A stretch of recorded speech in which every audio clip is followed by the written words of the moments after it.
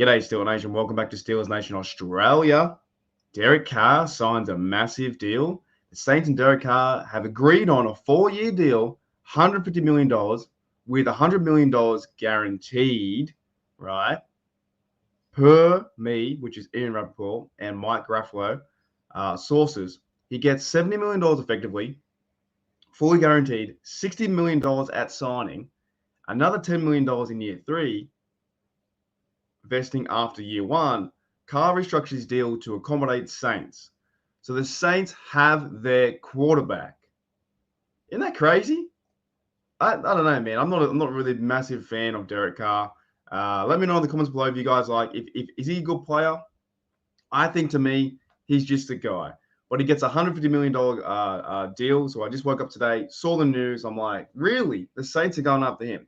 Then you think, where's Jameis Winston going to go? Is he going to go find another team? But I had two trains of thought today. And I honestly don't know which one I'm going to use for the title of the video. But I had two trains of thought. I had, unfortunately, the Pittsburgh Steelers don't play the Saints in 2023 because that would be fantastic to see Kenny Pickett versus Derek Carr again. Because we all know that Kenny Pickett smashed the Raiders on Christmas Eve for the Franco game, right?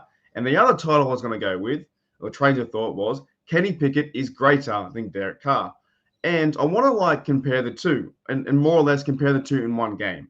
But I'm so happy, Steeler Nation, that, you know what, last year, how the cards did fall. They went and got Trubisky. Yes, it didn't really work out. Omar Khan's now saying that Trubisky is the long-term guy.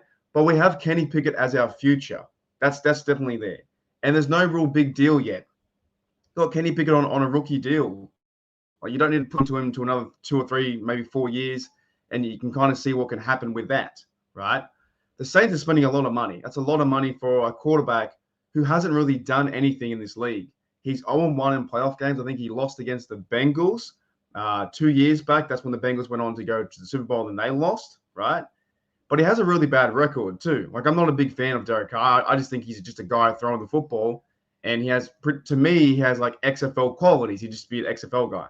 Derek Carr has a record of 63-79 record in his career, right? And 0-1 in playoffs. That doesn't say, hey, man, send the bank to him and go give him a luxury car and buy him a big house. I don't see anything like that. But shout out to Derek Carr, because you're sitting back there and getting $150 million over 4 years, about $38 million a season, right? But this is why I say that Kenny Pickett is greater than Derek Carr. Because looking back to the game, the Raiders game this year in Christmas Eve, right? We had his stats. Las Vegas passing, and we had Derek Carr. He was 16 for 30, 174, 1 TD, 3 interceptions, and 3 sacks, right? Our Steelers defense played pretty well that game in the Raiders game for Franco. It was a game we won 13-10. It was a slobber knocker, hard-nosed running the football, and there was a lot of good defense we played.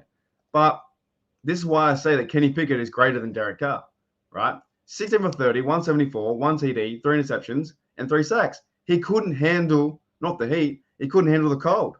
Kenny Pickett, otherwise, on the other hand, during that game, he had 26 for 39, 244, and 1 TD and 1 interception.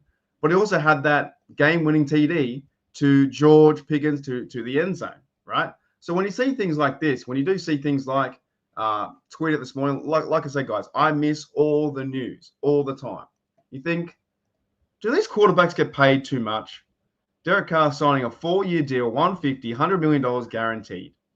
For what? For someone who hasn't done anything, who hasn't won in the league, who has a really bad record, like 63-79.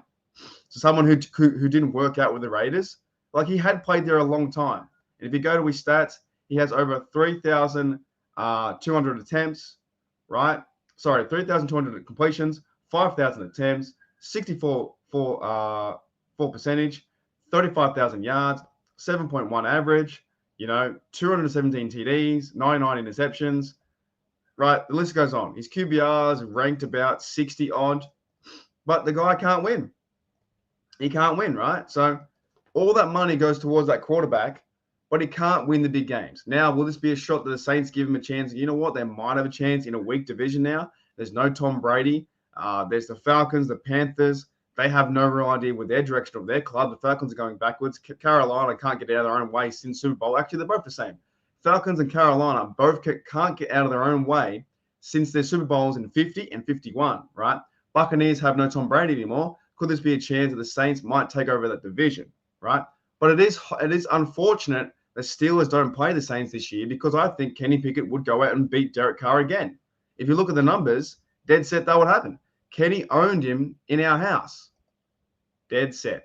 Anyways, guys, I hope you're doing really well. Just wanted to do a quick update video on that. I thought the news was quite entertaining that so much money is going towards Derek Carr.